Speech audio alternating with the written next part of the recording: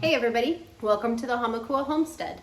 My name is Tiffany, and here on this channel I'm taking you along for all of the adventures here on the ranch. Today we are doing a canning recipe. Hi. Didn't even have your hands in soap. Hey everybody, welcome to the Hamakua Homestead. If you're new here, my name is Tiffany. I am bringing you along today for a pressure canning recipe. I got this recipe off of jennygoff.com. I think she renamed her channel Scratch Pantry. If I'm wrong, I will tell you. I'll find out for sure. But jennygoff.com is where I got this. It is Dijon Chicken for pressure canning. I've got my little printout here. And I am super excited about this one because it is really easy. I was also really excited to use her website for the first time. She's got like little check marks and stuff. When I was at the grocery store, it was great. You should definitely check it out. But it's a fairly easy recipe. We're dealing with chicken, shallots, mushrooms, chicken broth, Chardonnay, Dijon mustard, onion powder, and cracked pepper. She doesn't put salt in this recipe. I think I probably will, but we'll just kind of see how it goes when I get started. Usually I like to put a little salt. So I've already got my mushrooms all weighed out. I've got 2 pounds of mushrooms. Now I'm gonna go ahead and get our chicken cut up. I decided to go with thighs. On the recipe, it says you can do breast or thighs, but I decided to do thighs because they don't dry out as much as breasts. So I'm gonna go ahead and get those started cutting up and get started. So before I start to cut up the chicken, I think it would be a wiser decision to go ahead and get my water warmed up in my pressure cooker canner and get my broth started. So we'll start there instead.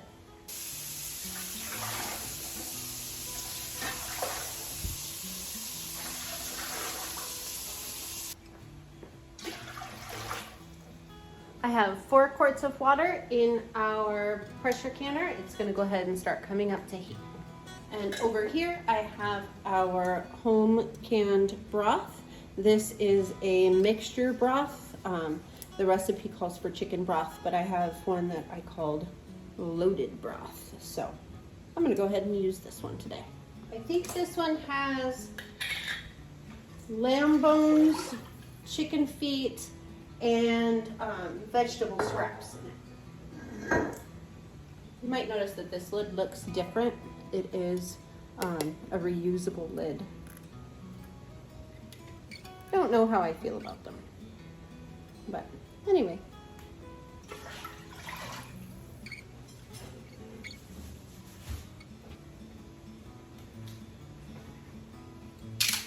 Two cups of Chardonnay.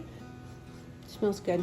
This is bottom shelf Chardonnay because I am not a wine drinker, so I didn't feel like spending $20, $30 on a bottle of wine. We're looking for 3/4 of a cup of Dijon mustard. Yep, we're just gonna put in the whole thing. Black pepper. That's probably about a teaspoon, maybe a little less, but now I'm out, so that's what it is. Okay, so the recipe calls for onion powder. I did not realize that I was out of it, so I'm gonna do garlic powder instead, just for fun. And I don't feel like chopping up onions right at this moment, so we're just gonna go with it. And we just go ahead and let this come to a boil. I'll get started on cutting up the chicken while that's happening. So I'm gonna go ahead and cut up this chicken into roughly bite-sized pieces. The thighs do tend to have a bit of fat on them. I'm going to leave that on there. We tend to like our animal fats here in this house. But if you want, you can take that off. That's not a problem. I'm cutting up roughly 7 pounds of chicken right here. I think it's just a little bit below.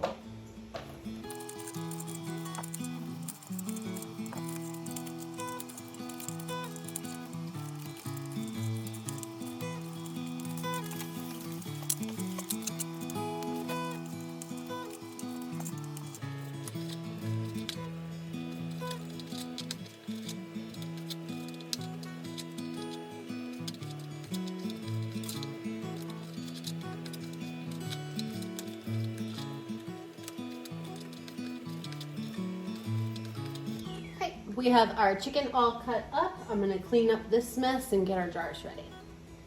Our broth came to a boil. I just turned the heat down. I'm going to go ahead and put a top on it and let it simmer while we cut up our onions. I forgot that I already have to cut up onions anyway, so we're gonna do that. The recipe actually calls for shallots, but the store I went to didn't have any, so I am opting for an onion today.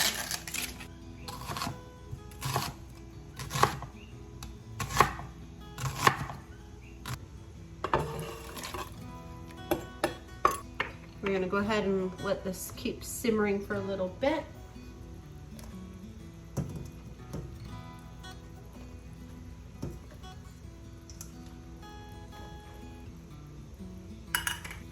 This is quite a bit of mushrooms. It is a little over 2 pounds, but it will definitely shrink down during the canning process, so I'm not too worried about it. To this, I am adding 2 tablespoons of Celtic mineral salt. That is not in the recipe. Blooper. Oops. I'm gonna blame it on the fact that I had to leave the kitchen for a few minutes and then came back and just dove right into it. We were supposed to leave the mushrooms and the onions out and add them to each individual jar, not in the broth. But you know what? It's gonna be fine. It's gonna be fine. It looks amazing and it smells amazing, and we're just gonna go ahead and start filling our jars regardless. So, yeah. Next step, we're gonna go ahead and distribute the chicken evenly amongst the 7 jars.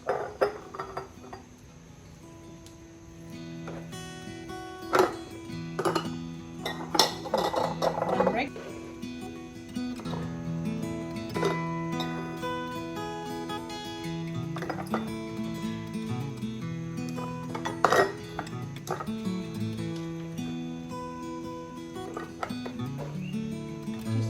Add a little bit more to each jar. In my case, it's a little bit less than 7 pounds, but it'll be.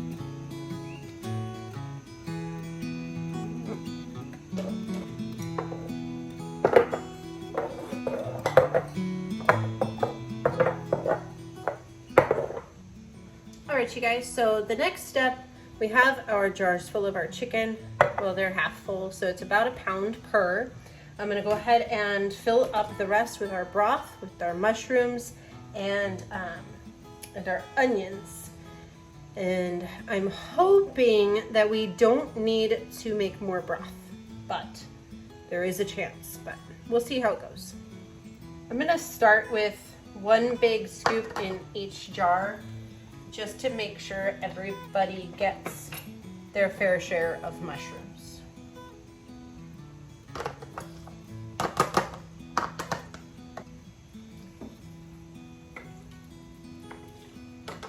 Whew. Smelling so good, you guys, so good. Making me hungry.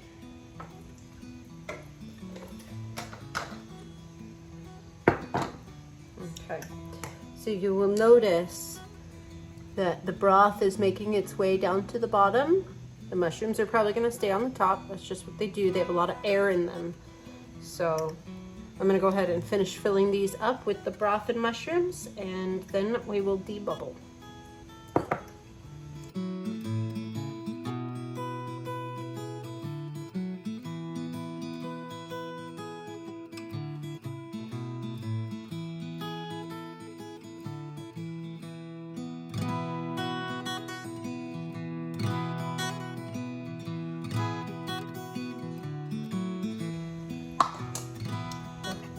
Now we have most of our jars filled up pretty close, it's not exact, pretty close to the 1-inch mark. I'm gonna go ahead and debubble now because all of the contents are going to come down. See, look, there's a big air bubble right there. The contents will come down, and then we'll need to top each one off with broth. We're definitely not going to run out of broth, that is for sure. So that is very cool. It smells so good. I can't wait.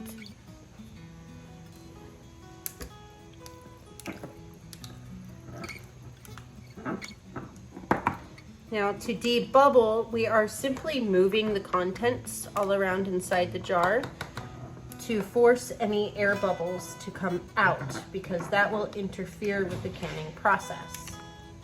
So we still have plenty of room to add at least like a tablespoon or two to each one of these jars out of our broth. So I'm gonna go ahead and do that. We're going up to a 1-inch headspace. The other day, my friend was watching one of my videos and she said, well, why are you doing that at a 1-inch headspace? What if I don't have enough to fill it and I want to can half of a jar of something? And I said, well, that is not doable or safe, because during the pressure canning process, you have to have the right amount of air inside the jar. You can't have too much air, because during the pressure canning process, it needs to be able to expel out. So when your lid is on, it's in the pressure canner, it's going to go through its process and expel air out the sides of the jar. It is going to create a airless environment. And if there's too much air inside, it won't be able to do that. So it has to be the right amount. That's why it is so important to make sure that your headspace is correct. And the way that you can determine your headspace is these little markers right here. You can't do it on the other side. You have to do it on this side of the jar where the threads come together. Right here is 1 inch at the bottom of this. Right here is 1/2 inch at the bottom of this thread. And this is 1/4 inch. That is a good indication that you can use according to your recipe. And every single approved recipe that you're going off of will let you know where you want to be. And with soups and broths, it's usually at the 1 inch. And again, that is so that during the pressure canning process, the whole situation can be correct to expel all of the air out of the jar, because air is the enemy of food preservation. And that doesn't just go for liquid, that goes for your solids as well. So all of your mushrooms and everything, they all need to be right below in that 1 inch headspace for this particular recipe.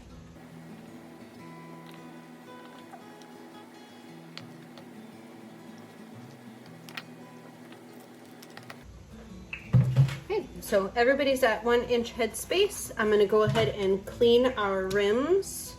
We don't want anything interfering with the seal between the jar and the lid. I'm using a paper towel and white distilled vinegar. The vinegar helps cut through the chicken fat and all of the products. They're really pretty clean, actually, which is nice.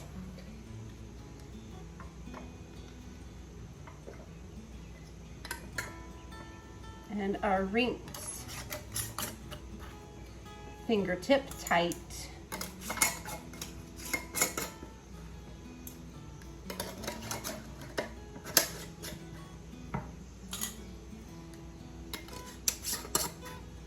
And yes, my rings are not brand new. They have signs of rust on the outsides, and that's okay. As long as they work, they work.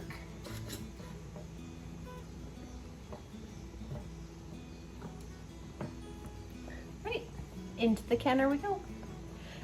And just so you know, yes, these are hot jars with hot broth, and my water in my canner is hot.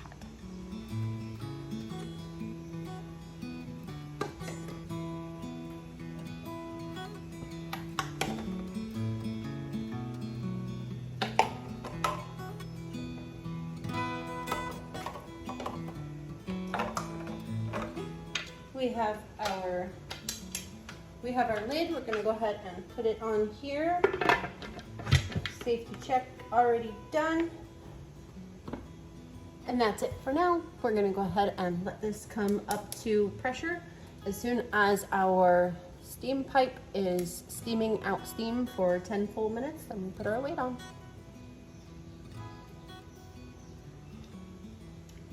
Mm.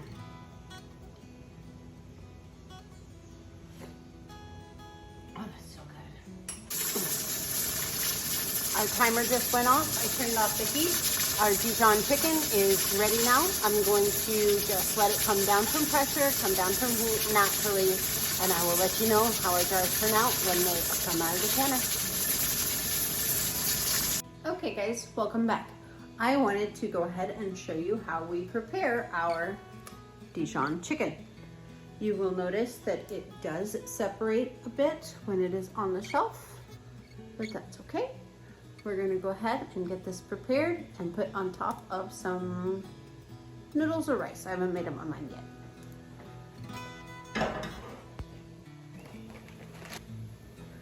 So I just want to show you guys how easy this is to prepare. We have our noodle water going. The noodles that we have available to us today are spaghetti noodles. That's all good. It's not spaghetti, but it's okay. So we're gonna go ahead and get our roux started. We're just doing 1 quart today. Got our 2 tablespoons of butter right here. We're gonna add a little bit of flour. That is roughly 2 tablespoons of butter and 2 tablespoons of flour. We're going to add a little bit of our broth.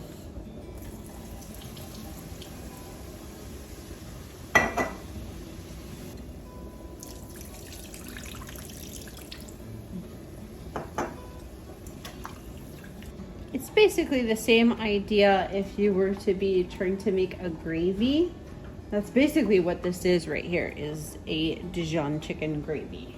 It doesn't take any time at all. I'm gonna add the last of our liquid, or at least close to it. Keep our temperature a little lower, it doesn't need to be that high.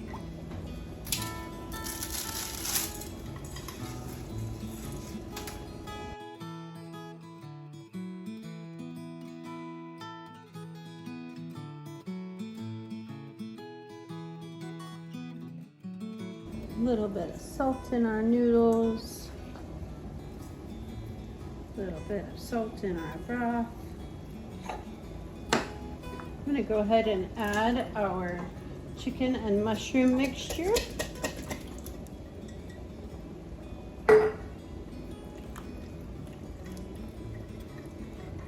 Just put that all together to warm up.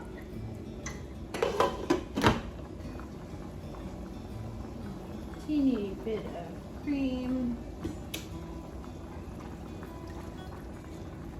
You don't need to add cream. That's totally an optional thing. I'm not sure why I'm doing it, but we'll find out how it tastes. Oh yeah. Okay, let's test these noodles. I think they look ready.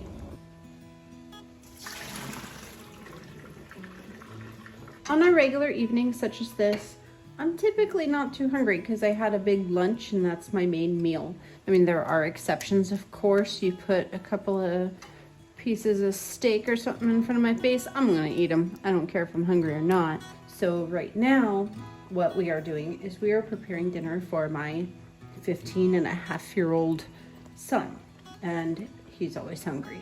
So that is one of my big reasons for canning, is to have ready-made stuff so easy like this for my family. And this is a prime example. I'm going to go ahead and turn off our heat. We have our hot sauce, awesome juiciness, and our hot noodles. We're just gonna mix them all together. You could keep them separate if you wanted to. This is just what I decided to do today because this is just food for one growing teenager. Voila.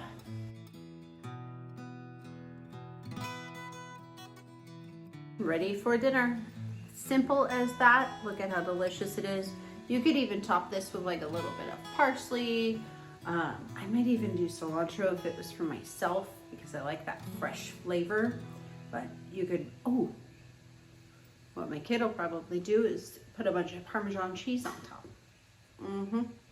So that is as easy as that. Very minimal effort from me. very high nutrition and wonderful awesomeness for the boy. Thank you for joining me today on the Hamakua Homestead. Thank you for joining me on the Hamakua Homestead. If you haven't already, be sure to hit that like and subscribe button so you can come back and see how we do our preserving and canning and hopefully more meal preps as well. I will see you guys again very soon. Mahalo.